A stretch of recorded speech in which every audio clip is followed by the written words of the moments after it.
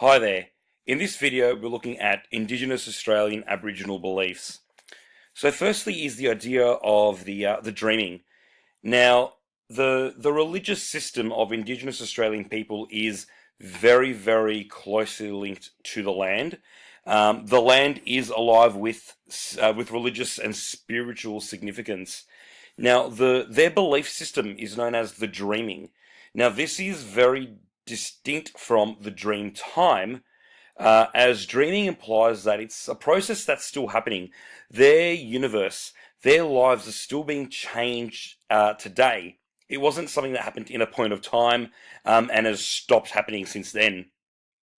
Now, the stories contained in the dreaming explain everything they need to know in order to live with and on the land in a harmonious relationship.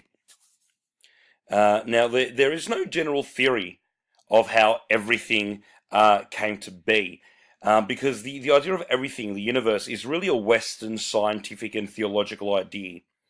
So the cosmology of Indigenous Australian people isn't really a set of theories, as it is a code of rules and assumptions and manners that are illustrated throughout their stories on how they should live their life. We've also got the idea of sacred sites. Now, these sacred sites connect Indigenous Australian people with their ancestors, with their land, with their beliefs, and with their kin. Now, with the sacred sites, some very common examples in Australia are Uluru, Kakadu National Park, the Willandra Lakes region, and Bayami's Cave. Now, as I said, it connects the land with the people and their spiritual beliefs and kin, with the idea that their ancestral beings are residing in these sacred sites. Now, in terms of these dreaming stories, they do tend to follow a particular structure. So firstly, at the start, something, which is either the landscape itself or the ancestral beings, already exist. Okay, then something inactive. An ancestor becomes active in the world.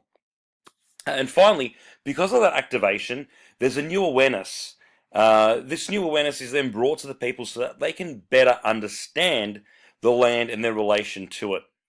And some very popular examples of these dreaming stories are the Rainbow Serpent and Tiddalik the Thirsty Frog. We've also got the idea of symbolism in art as well. Now, particular colours, designs reflect different stories, and most of the art itself was created on the earth. So cave paintings, rock art. Okay, they utilize the earth itself for their art. Now, even very similar stories or the same story can be reflected differently in neighboring tribes. That's the idea here as well, that regardless of the other tribe involved in the story, every tribe really had their own distinct idea of how it was going to be interpreted. And as alluded to earlier, a story is really a passport to a particular site. And it's different from tribe to tribe. So every group has its own domain or country. So much so that when traveling from one tribe to another or one country to another, permission really was needed to be granted by the elders of that country to allow people to pass through. Now, there is a very deep connection between the dreaming, the land, and the identity of Indigenous Australian people. And this is so strong, it cannot be seen as isolated items at all at any time.